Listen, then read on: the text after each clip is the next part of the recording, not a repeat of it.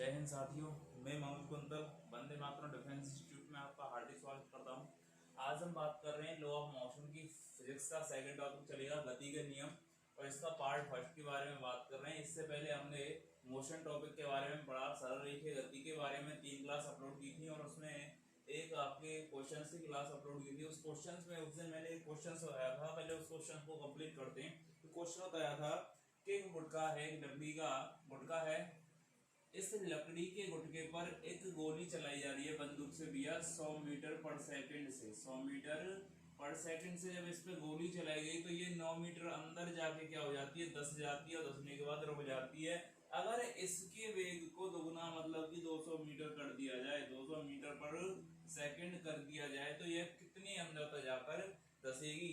तो याद रखना भैया, जब कभी भी वेग को n गुना किया जाता है, वेग को n गुना कर दिया जाए तो दूरी n स्क्वायर गुनी हो जाती है।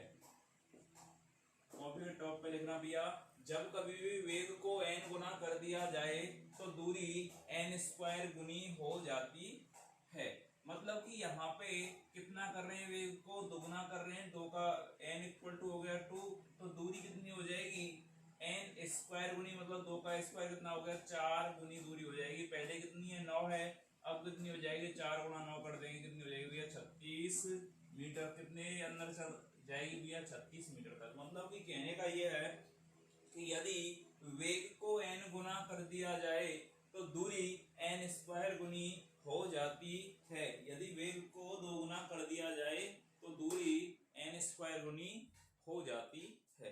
आगे बात करते हैं भैया, अपना टॉपिक चल रहा है law of motion. Law of motion में गति के नियम में बात करते हैं। सबसे फर्स्ट पार्ट ही यहाँ पे सबसे पहले बात करते हैं, इसमें पढ़ना क्या क्या है। इस टॉपिक में पहले बता रहा हूँ भैया, इस टॉपिक में पढ़ना क्या क्या है। सबसे पहले पढ़ेंगे भैया बल, फोर्स, फिर उसके बाद जड़त्व, उसके बाद फर्स्ट लॉ ऑफ मोशन,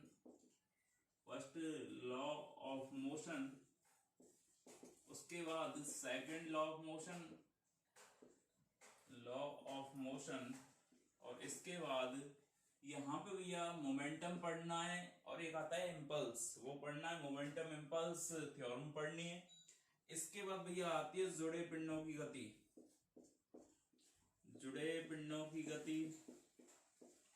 संबद्ध पिंडों की गति, और इसके बाद एक आती है चिकने सतह पर गुटके की गति, और इसके बाद भैया आता है घिरनी पुली सिस्टम, और उसके बाद आपका टॉपिक आता है थर्ड लॉ ऑफ मोशन,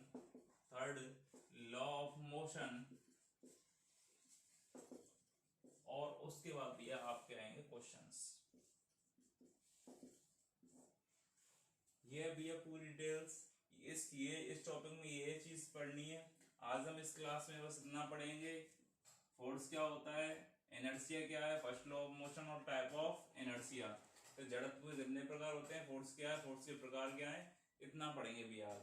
और कल हम बात करेंगे सेकंड लॉ ऑफ मोशन की, और इसके बारे में बात करेंगे पुली सिस्टम तक, और उसके बाद थर्ड क्लास में ये करेंगे, और फोर्थ क्लास में आपके भैया टॉपिक कंप्लीट हो जाएगा। तो सबसे पहले बात करते हैं भैया बल की, फोर्स की बात करते हैं इधर।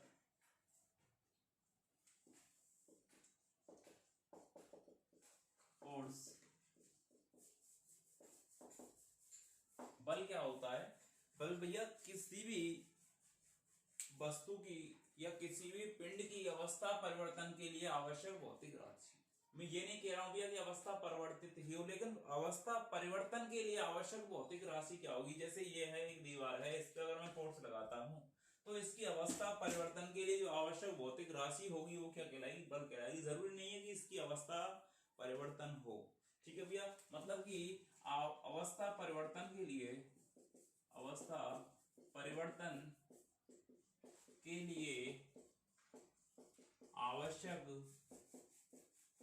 आवश्यक भौतिक राशि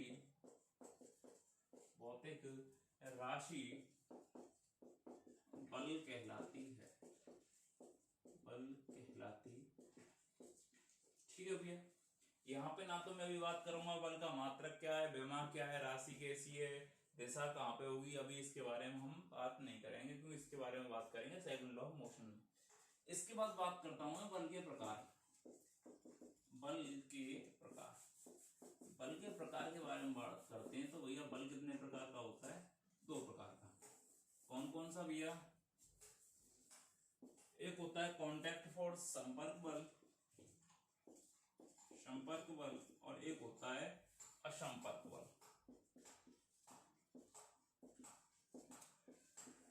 भैया देखना, यहाँ पे प्रकृति में जितने भी बल हैं इस 2 प्रकृति के होते हैं भैया। 2 टाइप के होते हैं, या तो होंगे वो संपर्क बल होंगे या होंगे असंपर्क बल। तो यहाँ पे क्या करना पड़ता है कि संपर्क बल वे बल जो आपस में संपर्क में आके कार्य करते हैं, जैसे घर्षण बल। घर्षण बल जब तक एक सतह दूसरे के संपर्क में नहीं आएगी तब तक बल कार्य नहीं करेगा। जैसे श्यान बल, श्यान बल क्या होता है? तरलों में घर्षण बल की भांति कार्य करता है कि बल जो ठोसों में जो होता है वो तो होता है भैया घर्षण बल, लेकिन द्रवों में क्या होता है? श्यान बल होता है। मतलब कि संपर्क बल क्या होते हैं? जब 2 वस्तु आपस में कांटेक्ट में आती हैं तो तब कौन सा बल कार्य करता है? संपर्क बल। एग्जांपल हो गया घर्षण बल, श्यान बल। घर्षण बल कौमा श्यान बल। इधर बात करते हैं भैया इसको फ्रैक्शन फोर्स और विस्कस फोर्स। इधर बात करते हैं असंपर्क बल। असंपर्क बल कौन से बल होते हैं? वो बल जो बिना संपर्क में आए हुए कार्य करते हैं। तो भैया कौन कौन से? एग्जांपल की बात करता हूं। गुरुत्वाकर्षण बल, सबसे पहले ग्रेविटेशनल फोर्स गुरुत्वाकर्षण बल, गुरुत्वाकर्षण बल। सेकंड चुंबकीय बल, चुंबकीय बल। अगला विद्युत बल, ईटीसी। ऐसे भी कई बल हैं। मतलब कि बल कितने प्रकार के? 2 प्रकार के, संपर्क बल और असंपर्क बल। जब कोई 2 पिंड कांटेक्ट में आकर भैया फोर्स लगाएंगे तब कौन सा होगा? घर्षण। जैसे घर्षण बल है, श्यान बल है। जब कांटेक्ट में आएंगे वो होगा संपर्क बल, और जब संपर्क में नहीं आएंगे कौन सा हो जाएगा? असंपर्क बल। इनके अलावा ऐसा कोई बल नहीं है जो इनसे अलग हो, सभी बल इन्हीं कैटेगरी के अंदर आते हैं। ससंजक बल, आसंजक बल भैया वो भी संपर्क की कैटेगरी में आएंगे क्योंकि उसमें 2 क्या होते हैं? एक तो कांच से होता है और एक होता है द्रव। दोनों क्या आते हैं? संपर्क में आते हैं। ससंजक बल और आसंजक बल भी इसी कैटेगरी में आते हैं, लेकिन वो हम पढ़ाएंगे किसमें? तरल में पढ़ाएंगे भैया।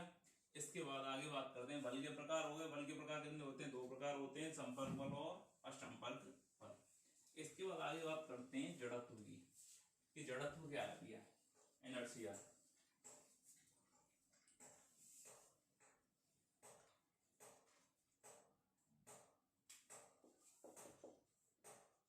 जड़त्व, इनर्शिया।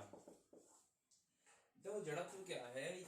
2 चीजें भी है इस जगह पे, जड़त्व और एक आता है घर्षण बल। दोनों को यही भी बता रहा हूँ। घर्षण तो बल होता है लेकिन जड़त्व एक वस्तु का गुण होता है। काम दोनों एक ही करते हैं। ये भी अवस्था परिवर्तन का विरोध करता है और ये भी अवस्था परिवर्तन का विरोध करता है। ये भैया सतह द्वारा होता है, ये खुद वस्तु द्वारा होता है। बात डिफरेंस है इसमें, ये सतह द्वारा होगा और ये वस्तु द्वारा होगा। यहाँ पे जो जड़त्व होता है, जड़त्व क्या होता है? किसी वस्तु का वह गुण जो अपनी अवस्था परिवर्तन का विरोध करता है। जैसे मैं बात करता हूँ, यहाँ पे कोई ऑब्जेक्ट है, एम मास का ये ऑब्जेक्ट है, कोई ये पिंड है, एक ब्लॉक ले लिया, इस पे जब मैंने फोर्स लगाया तो यह अपनी अवस्था परिवर्तन का विरोध करता है। तो यह जो विरोध है वस्तु का, यह गुण ही क्या कहलाता है? जड़त्व कहलाता है। जब किसी वस्तु पर बाह्य बल कार्यरत करते हैं तो वह वस्तु अपनी अवस्था परिवर्तन का विरोध करती है और वस्तु का यह गुण ही क्या कहलाता है? जड़त्व कहलाता है। यहाँ पे लिख रहा हूँ भैया डेफिनेशन। वस्तु का वह गुण जो वस्तु का वह गुण जो अपनी अवस्था परिवर्तन का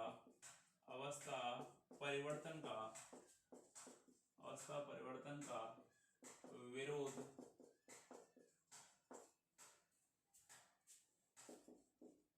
करता है, जड़त्व ठीक है भैया, मतलब कि वस्तु का वह गुण जो अपनी अवस्था परिवर्तन का विरोध करता है क्या कहलाता है भैया, जड़त्व कहलाता है। इसके बाद बात करते हैं अपने, आता है फर्स्ट लॉ ऑफ मोशन, गति का प्रथम नियम, गति का प्रथम नियम, और इसको बोलते भैया जड़त्व का नियम भी बोलते हैं, जड़त्व का नियम भी बोलते हैं। फर्स्ट लॉ ऑफ मोशन दिया किसने भैया, गैलीलियो ने। न्यूटन के नियम होते हैं लेकिन फर्स्ट लॉ ऑफ मोशन किसने दिया, गैलीलियो ने भैया, गैलीलियो ने।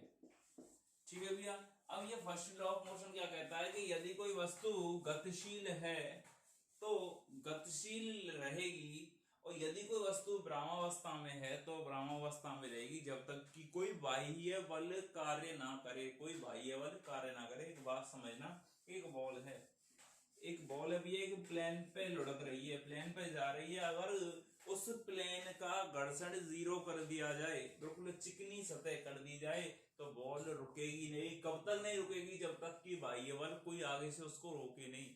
अब इस जगह पे इस सतह में होता है घर्षण, जब सतह में घर्षण होगा तो घर्षण बल इस का क्या करता है भैया, इसको रोकता है, और यह अपनी अवस्था परिवर्तन करती है, विरोध करती है। तो यह गुण तो कहलाता है जड़त्व, लेकिन अगर यह गतिशील है तो गतिशील रहना चाहती है, जब कोई वस्तु गतिशील है तो गतिशील रहना चाहती है, और यदि कोई वस्तु स्थिर है तो स्थिर रहना चाहती है। कब तक, जब तक कि कोई बाह्य बल कार्य ना करे। तो यहाँ पे लिखेंगे, इस नियम में क्या होता है कि जब कोई वस्तु गतिशील है, जब कोई वस्तु, कोई पिंड गतिशील है तो वह गतिशील रहना चाहता है, गतिशील रहना चाहता है, तथा स्थिर है, मतलब कि विरामावस्था में है, विरामावस्था में है, विरामावस्था में है, तो विरामावस्था में ही, विरामावस्था में ही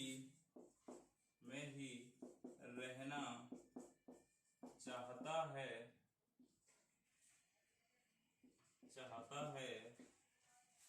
जब तक कि कोई बाह्य बल कार्य ना करे। मतलब कि क्या है कि कोई वस्तु गतिशील है तो गतिशील रहना चाहती है, और कोई वस्तु स्थिर है तो स्थिर रहना चाहती है जब तक कि कोई बाह्य बल कार्य ना करे। मतलब कि अब तुम यहाँ पे देख रहे हो एक वर्ड आ रहा है बल। हमेशा याद रखना, गति का जो फर्स्ट लॉ ऑफ मोशन होता है वो बल की परिभाषा देता है। अगर इस जगह पे बल ना होता तो बल क्या होता है, अवस्था परिवर्तन के लिए भौतिक राशि, और इस जगह पे अवस्था परिवर्तित हो रही है। जब कोई वस्तु गतिशील है तो वो स्थिर आ रही है, किसके कारण, घर्षण बल के कारण, और जो अवस्था परिवर्तन करता है वो क्या कहलाता है, बल कहलाता है। इस वजह से गति का प्रथम नियम फर्स्ट लॉ ऑफ मोशन क्या देता है भैया, बल की परिभाषा देता है। क्वेश्चन आता है एग्जाम में कि बल की परिभाषा देता है। ऑप्शन होगा गति का प्रथम नियम, गति का द्वितीय नियम, गति का तृतीय नियम, या इनमें से कोई नहीं। तो क्या होगा, गति का प्रथम नियम। यहाँ पे लिख रहा हूं भैया, गति के नोट डाल के लिखना, गति का प्रथम नियम, गति का प्रथम नियम, प्रथम नियम बल की परिभाषा देता है। गति का प्रथम नियम क्या करता है भैया, बल की परिभाषा देता है। अब यहाँ पे आगे बात समझनी है भैया कि ये गति का प्रथम नियम जड़त्व का नियम कैसे कहलाता है। बात समझना भैया, जैसे ये कोई ऑब्जेक्ट है, ये m मास का कोई ऑब्जेक्ट है, इस पे मैंने फोर्स लगाया, या पहले से ही गतिशील है, फोर्स मत लगाओ, ये गतिशील है, मूवेबल है भैया, पहले से ही मोशन में है। अब क्या होता है, जब ये मोशन में रहेगा तो ये चाहता है कि मोशन में रहूं, और जब ये लगातार मोशन में रहेगा तो इस जगह पे a इक्वल टू क्या हो जाएगा, 0, क्योंकि भैया ये चलता रहेगा। जब इसके वेग में कोई परिवर्तन नहीं होगा, तो वेग में परिवर्तन नहीं होगा तो a का मान क्या होगा, 0 होगा, क्योंकि त्वरण क्या होता है, वेग में परिवर्तन की दर ही क्या कहलाती है, त्वरण कहलाती है। जब वेग में ही परिवर्तन नहीं होगा तो a का मान 0 होगा। परंतु ऐसा नहीं होता है, जड़त्व के नियम में क्या होता है कि यहाँ पे जो घर्षण बल है कार्य करता है और इसके मोशन को धीरे धीरे कम करता हो जाता है और इस जगह पे ए नॉट इक्वल टू हो जाता है जीरो। क्या हो जाता है? ए नॉट इक्वल टू जीरो हो जाता है और यह अपनी अवस्था परिवर्तन का विरोध करता है भैया। किसका? अवस्था परिवर्तन का विरोध करता है। तो यह जो गुण है वस्तु का क्या कहलाता है? जड़त्व कहलाता है। और ये पूरी व्यवस्था क्या कहलाती है? जड़त्व का प्रथम नियम। जड़त्व के प्रथम नियम में ए नॉट इक्वल टू होता है जीरो, जिसको बोलते हैं जड़त्वीय तरंग तंत्र। और एक आता है अजड़त्वीय तंत्र। जब छदम बल बताएंगे भैया, छदम बल होता है अपकेंद्रीय बल जो होता है वो छदम बल की प्रकृति के होते हैं, स्यूडो फोर्स बोलते हैं जिनको। तो वहां पे होता है A equal to zero, A not equal to zero, ये होते हैं जड़त्वीय तंत्र, ये होते हैं अजड़त्वीय तंत्र। जड़त्वीय तंत्र में क्या होता है कि भैया ये कोई ऑब्जेक्ट है, बार बार वही चीज बता रहा हूं, तो यह अपनी अवस्था परिवर्तन में क्या करता है? विरोध करता है। लेकिन जड़त्व के प्रथम नियम में क्या होता है कि यदि कोई वस्तु गतिशील है तो गतिशील रहना चाहती है, और अगर विरामावस्था में तो विरामावस्था में रहना चाहती है, जब तक कोई बाह्य बल कार्य ना करे। आगे बात करते हैं भैया इसके एग्जाम्पल की। सबसे पहले जड़त्व के प्रकार। जड़त्व के प्रकार देखना भैया, तीन प्रकार का होता है जड़त्व।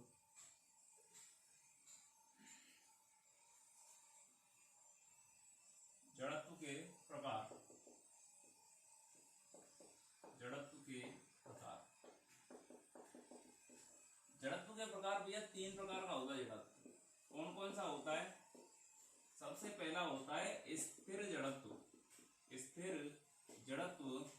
सेकंड होता है गतिज जड़त्व,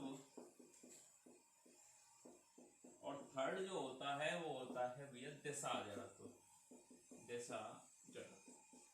ठीक है भैया, यहाँ से क्वेश्चन ना भी बराबर आता है, ये क्वेश्चन यहाँ से भी नहीं आता है, एग्जाम्पल टाइप में आता है। कैसे? इसके एग्जाम्पल की बात करते हैं। स्थिर जड़त्व का मतलब जब कोई वस्तु ब्रह्मावस्था में है तो ब्रह्मावस्था में ही रहना चाहती है जब तक वो बाह्य बल कार्य ना करे। कैसे भैया? जैसे तुम एक बाइक पर बैठे हुए हो और अचानक वो बाइक चल जाए, या किसी गाड़ी में बैठे हो तो वो गाड़ी अचानक चल जाए।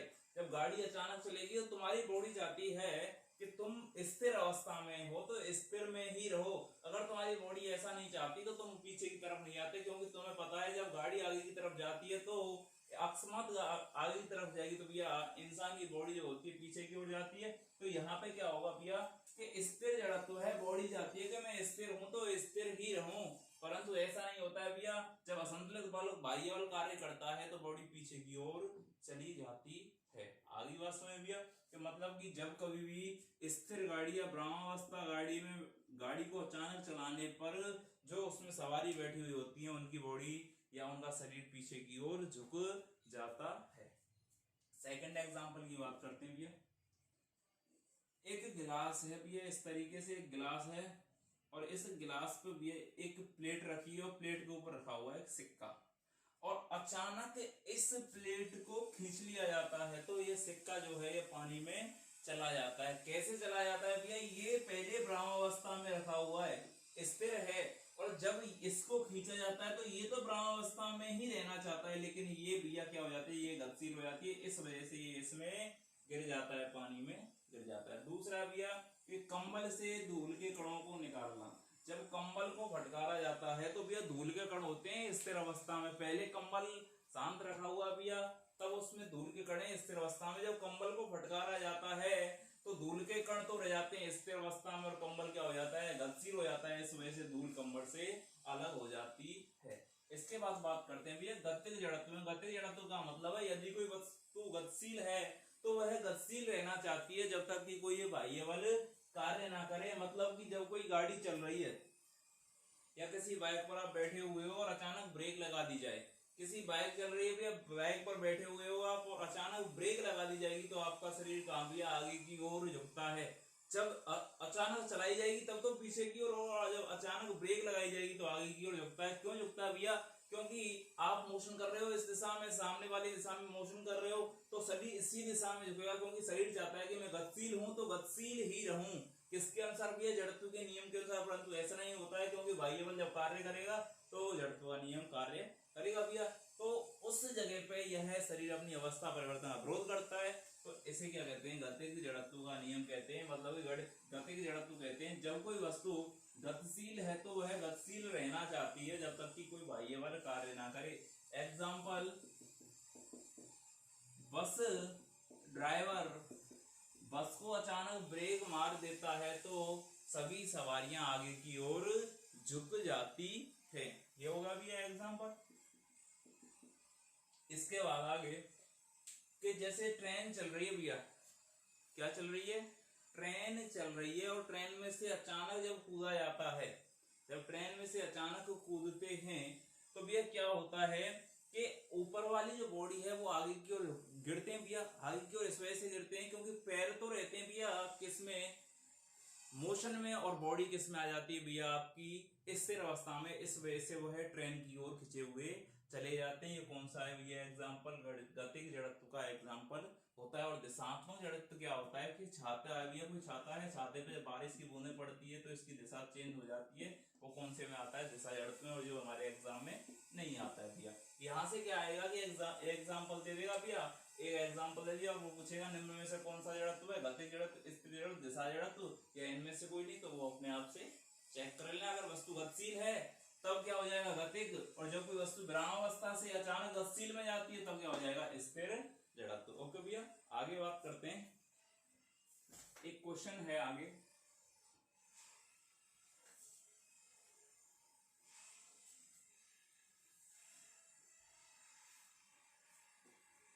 आगे क्वेश्चन है वस्तु का जड़त्व, पिंड का जड़त्व निम्न में से किस भौतिक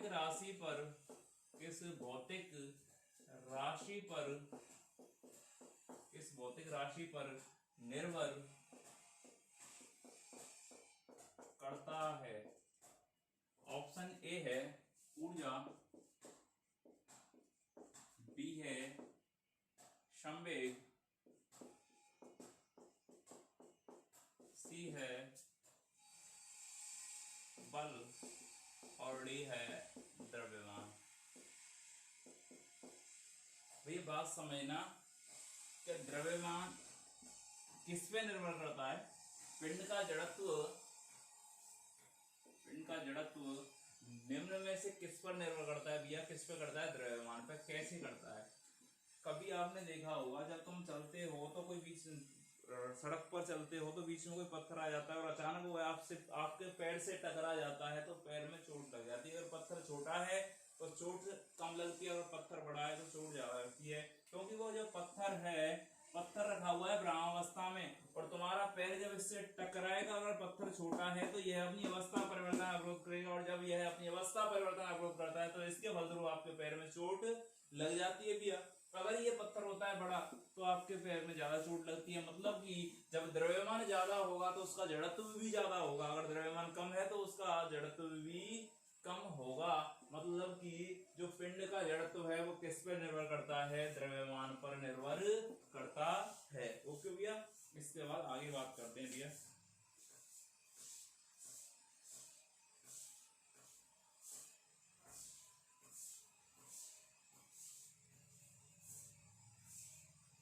इसके बाद आता है सेकंड लॉ ऑफ मोशन।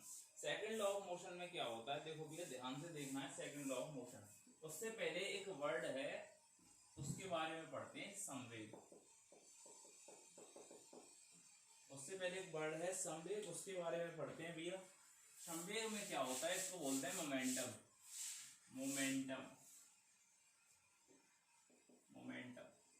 ठीक है भैया। संवेग में क्या होता है कि जैसे ये कोई ऑब्जेक्ट है, बात ध्यान से समझना, ये m मास का कोई ब्लॉक है और इस पे मैंने लगाया F फोर्स लगाया। m मास का कोई ब्लॉक है, इस पे मैंने फोर्स लगाया और यह v वेग से गतिशील हो गया। किससे भैया, v वेग से गतिशील होगा। क्यों, पता है कोई भी ऑब्जेक्ट हो उस पर अगर हम फोर्स लगाएंगे, m मास का कोई ब्लॉक है उस पर अगर जब हम फोर्स लगाएंगे तो वह v वेग से गतिशील हो जाता है। तो इस द्रव्यमान और वेग का गुणनफल, द्रव्यमान और वेग का गुणनफल क्या कहलाता है, संवेग कहलाता है। P इक्वल टू क्या हो जाता है, mv। ठीक है भैया। और ये कैसी राशि होती है, सदिश राशि होती है। कैसी राशि भैया, राशि कैसी है, ये सदिश राशि है।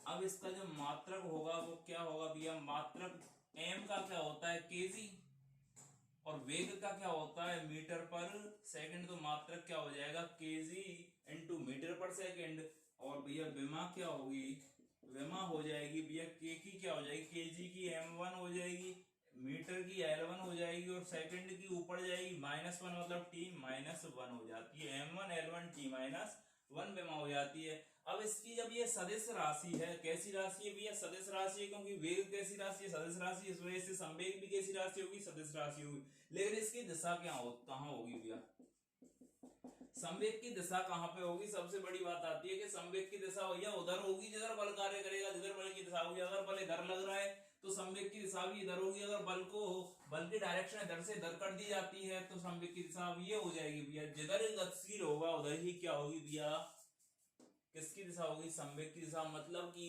बल की दिशा में ही संवेग की दिशा होती है, बल की दिशा में, बल की दिशा में क्या होती है, संवेग की जो दिशा होती है वो क्या होती है, बल की ही दिशा में होती है। अब ये इसके बाद आगे बात करते हैं, यहाँ पे स्पेशल पॉइंट डाल के लिखना है आपको, स्पेशल पॉइंट में बात करते हैं एसपी। सबसे पहला पॉइंट ले रहा हूं मैं इस जगह पे, क्या ले रहा हूं कि यदि P बराबर होता है mv, क्या होता है, P बराबर mv, m क्या है, मास है, v क्या है, वेग है, और P हो गया भैया संवेग। ठीक है भैया, मतलब कि द्रव्यमान और वेग का गुणनफल क्या कहलाता है, संवेग कहलाता है। ये बात तो आप क्या कही होगी अच्छी तरीके से समझ में। अगर मैं क्या कहता हूं, पहला जो पॉइंट है इस जगह पे मैं कह रहा हूं v इक्वल टू है कांस्टेंट, v क्या कर दिया भैया, कांस्टेंट कर दिया है, तो P समानुपाती होगा m के। अगर v का मान क्या है, कांस्टेंट है, तो P समानुपाती होगा m के। मतलब कहानी ये हो गई कि अगर द्रव्यमान को बढ़ाया जाएगा, द्रव्यमान को बढ़ाया जाएगा तो क्या होगा, संवेग भी बढ़ेगा।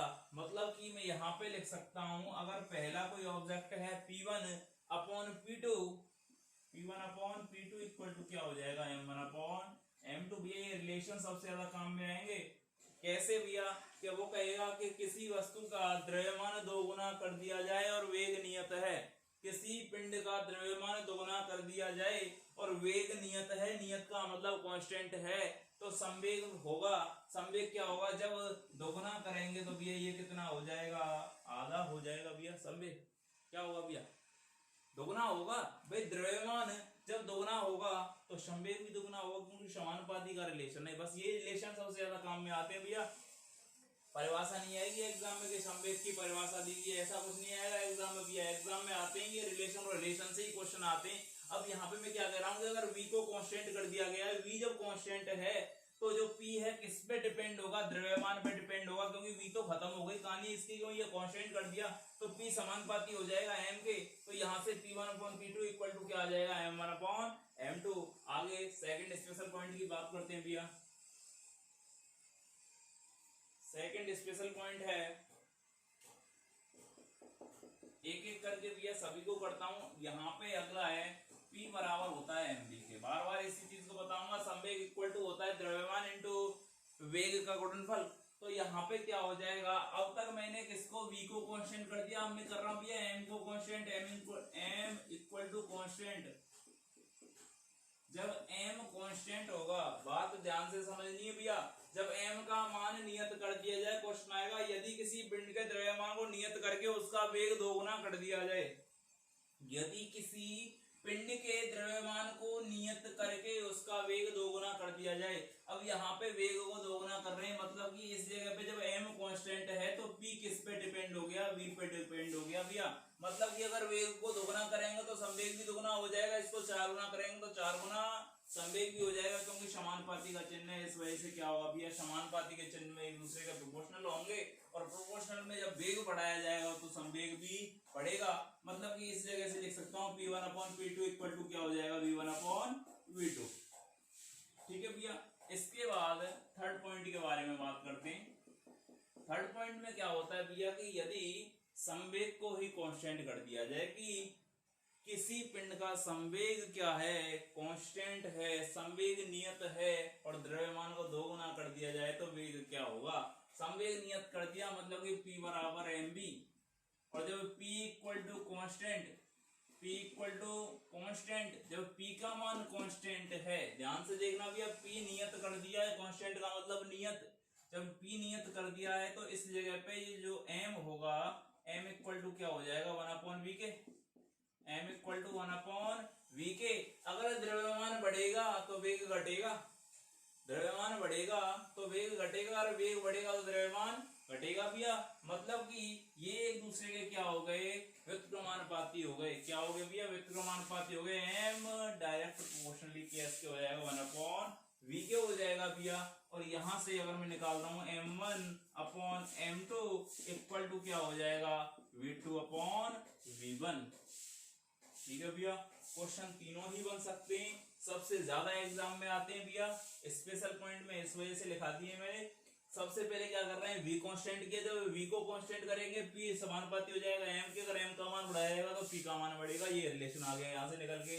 सेकंड में क्या किया, m को कांस्टेंट कर दिया, जब m को कांस्टेंट करेंगे तो p समानुपाती हो जाएगा v के, तो ये रिलेशन आ जाएगा। अगर p को ही कांस्टेंट कर दिया जाए, p को ही नियत कर दिया जाए तो m समानुपाती 1/v के, तो ये रिलेशन निकल के आ जाता है भैया। आगे बात करते हैं, सेकंड लॉ ऑफ मोशन की बात करते हैं। यहां से ये भी बन जाता है भैया m1v1 इक्वल टू m2v2। इसको इस तरीके से भी लिख सकते हैं, m1v1 इक्वल टू m2v2। यहां से भी आगे बात करते हैं, नोट्स बना लें भैया आराम से अपने। सेकंड लॉ ऑफ मोशन की बात करते हैं भैया।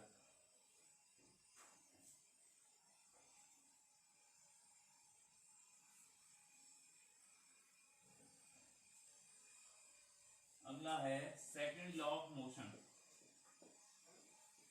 सेकंड लॉ ऑफ मोशन,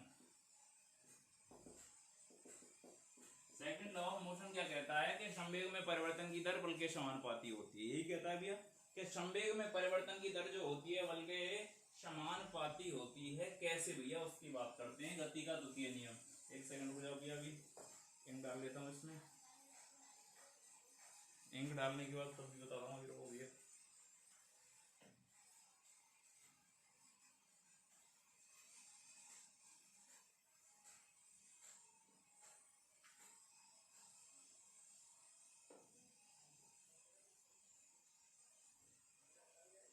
इसके बाद भैया है सेकंड लॉ ऑफ मोशन, गति के नियम। गति के नियम में बात करते हैं भैया, गति के नियम। जैसे ये कोई m मास का ब्लॉक है, ध्यान से समझना भैया क्वेश्चन को। ये m मास का कोई ब्लॉक है और इस पे पहले मैंने फोर्स लगाया। पहले जब मैंने फोर्स नहीं लगाया भैया कोई, तब इसका वेग था u, और जब u वेग था तो इसका p इनिशियल मतलब कि प्रारंभिक संवेग क्या हो गया, द्रव्यमान और वेग का गुणनफल mu हो गया भैया। ठीक है भाई। और जब मैंने इस पे F फोर्स अप्लाई किया, जब F फोर्स अप्लाई किया तो इसका वेग m, तो द्रव्यमान तो यूं की यूं रहेगा, लेकिन वेग v से क्या हो गया भैया, पहले ये विरामावस्था में था, जैसे ही फोर्स लगाया गतिशील हो गया, और जब गतिशील होगा तो वेग बढ़ेगा, और अब वेग क्या हो गया भैया, v हो गया। तो इस जगह पे p फाइनल क्या हो जाएगा, अंतिम वेग क्या हो जाएगा भैया, m v हो जाएगा। इस द्रव्यमान का उड़न, द्रव्यमान और अंतिम वेग का गुणनफल क्या हो जाएगा, अंतिम संवेग हो जाएगा। और इस जगह पे जो डेल्टा p है वो क्या हो जाएगा, p final minus p initial हो जाएगा भैया, p final minus p initial हो जाएगा। मतलब कि यहाँ पे क्या कह रहे हैं, सेकंड लॉ ऑफ मोशन क्या कहता है कि संवेग में जो परिवर्तन की दर है वो किसके समानुपाती होती है, बल के समानुपाती होती है भैया। कैसे कि मैंने पहले F फोर्स लगाया इस m मास के ब्लॉक पे, जब पहले इसका u वेग था, अब फोर्स लगाने के बाद क्या हो गया, v हो गया, संवेग निकाल दिया। इस परिवर्तन को होने में डेल्टा t तो समय लगा होगा भैया, कोई ना कोई तो समय लगा होगा इस परिवर्तन को होने में। तो यहां से ये जो f आता है वो f आ जाता है f pf minus P upon delta T. मतलब कि अल्प समय में संवेग में जो परिवर्तन होता है वो किसके होता है, बल के बराबर होता है। क्योंकि यहां से यहां तक जाने में कोई ना कोई समय लगा होगा। पहले स्थिर अवस्था में था, गतिशील हो गया, पहले v u वेग था, अब क्या हो गया, v हो गया। v ये होता है तुम्हारा f। मतलब कि मैं यहाँ पे लिख सकता हूं इस तरीके से, जो संवेग में परिवर्तन की दर है, संवेग में परिवर्तन की दर बल के समानुपाती होती है, बल के समानुपाती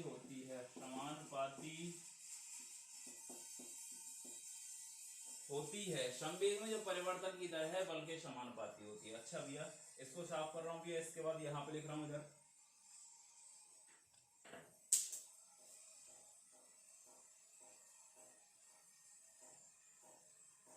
संवेग में परिवर्तन की दर बल के समानुपाती, मतलब कि एफ समानुपाती डीपी अपॉन dt। सही है भैया, dp अपॉन dt। ओके भैया, जो संवेग में परिवर्तन की दर है बल के समानुपाती, भैया समानुपाती का चिन्ह हटेगा, एफ बराबर आ जाएगा k dp upon dt। Okay sir, k इस जगह पे एक स्थिरांक और इसका मान होता है k इक्वल टू 1 होता है। k का मान क्या होता है, इस जगह पे 1 होता है, तो f इक्वल टू आ जाता है dp अपॉन dt। p कैसी है भैया, सदिश राशि है, सदिश लगा दिया इसके ऊपर, और f बराबर क्या कर दिया, p को क्या लिख सकता हूँ, d mv अपॉन dt।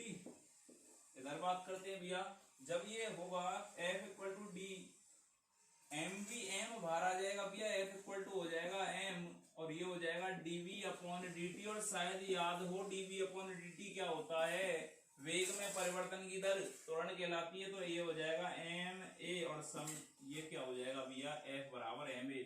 ये जो होता है ये बल का सूत्र देता है, सेकंड लॉ ऑफ मोशन जो होता है, गति का द्वितीय नियम जो है, गति का द्वितीय नियम, गति का द्वितीय नियम, जो गति का द्वितीय नियम जो होता है वो पहला नियम है, बल की परिभाषा देता है, और द्वितीय नियम क्या देता है, बल का सूत्र देता है, F बराबर ma। कहां से आया भैया, वो कह रहा है कि संवेग में जो परिवर्तन की दर है बल के समानुपाती होती है। मैंने समझा दिया कैसे होती है, कि जब किसी ऑब्जेक्ट पे मास के ऑब्जेक्ट पे मैंने फोर्स लगाया, पहले उसका वेग था u, तो p इनिशियल क्या आ गया mu, और p फाइनल क्या आ गया mv, और उनके परिवर्तन में डेल्टा t समय लगा, तो F बराबर क्या आ गया, pf minus pi upon delta t। वहां से निकल के आता है संवेग में जो परिवर्तन की दर होती है बल के समानुपाती होती है, और वो मैंने यहाँ पे कंक्लूजन लगाया, तो मेरा कंक्लूजन निकल के आ गया F बराबर ma। मतलब कि जो बल होता है वो द्रव्यमान और त्वरण के गुणनफल के बराबर होता है। अब इसके बारे में बात करते हैं F बराबर ma के बारे में, बल के बारे में। मैंने वहां पे आपके लिए बताया था कि भैया मैं यहाँ पे बल की बस परिभाषा बताऊंगा और टाइप बताऊंगा। अब बल की बात करते हैं, विमा और इसके आगे बात करते हैं भैया। यहाँ पे देखते हैं F इक्वल टू क्या निकल के आया, मेरा ma निकल के आया। ठीक है भैया, इसका सबसे पहले इसकी कैसी राशि कैसी है भैया, सबसे पहले बात करते हैं, राशि है सदिश, सदिश राशि है। सेकंड इसके मात्रक की बात करते हैं, मात्रक कैसा है भैया, इसका क्या होगा m का kg, और ये क्या होता है मीटर पर सेकंड स्क्वायर, और इसको बोलते हैं भैया न्यूटन। बल का मात्रक क्या होता है न्यूटन, मतलब कि kg इंटू मीटर पर सेकंड स्क्वायर। और इसके बाद भैया एक और आता है इसकी विमा, विमा क्या हो जाएगी, kg की m1 हो जाती है, m की l1, और ये हो जाएगी t माइनस 2, क्योंकि सेकंड ऊपर जाएगा माइनस की हो जाएगी, इस वजह से m1 l1 t माइनस 2 विमा हो जाती है। इसके बाद भैया यहाँ पे इधर लिख रहा हूं कि kg भैया कितना होता है, ध्यान से देखना भैया, kg को लिखते हैं सीजीएस मात्रक, ये है एमकेएस मात्रक में सीजीएस मात्रक की बात कर रहा हूँ। kg की में आ जाएगी ग्राम में भैया, और ग्राम के लिए 10 की पावर 3 हो जाता है इसका मान, 10 की पावर 3 ग्राम इंटू सेंटीमीटर में हो जाता है भैया 10 की power 2 metre upon second square, यही होता है भैया, क्योंकि सेकंड का सेकंड ही होता है सीजीएस में। तो ये 10 की पावर 2 और 10 की पावर 3 हो जाती है 10 की पावर 5, 10 की पावर 5 किसमें भैया, इसको बोलते हैं ग्राम इंटू मीटर पर सेकंड स्क्वायर, सेंटीमीटर पर सेकंड स्क्वायर। इस पूरे को क्या बोलते हैं भैया, डायन, डायन। और किसके बराबर, 1 न्यूटन के बराबर, मतलब कि 1 न्यूटन इक्वल टू होता है 10 की पावर 5 डायन। आगे बात समझ भैया, 1 न्यूटन इक्वल टू कितना होता है 10 की घात 5 डायन। ठीक है भाई, क्वेश्चन आ सकता है भैया यहां से कि 1 न्यूटन इक्वल टू क्या होता है 10 की घात 5 डायन। अब इसके बाद बात करते हैं भैया स्पेशल पॉइंट के बारे में, सेकंड लॉ ऑफ मोशन के बारे में। यहाँ पे स्पेशल पॉइंट डालना है भैया, स्पेशल पॉइंट समझना भैया।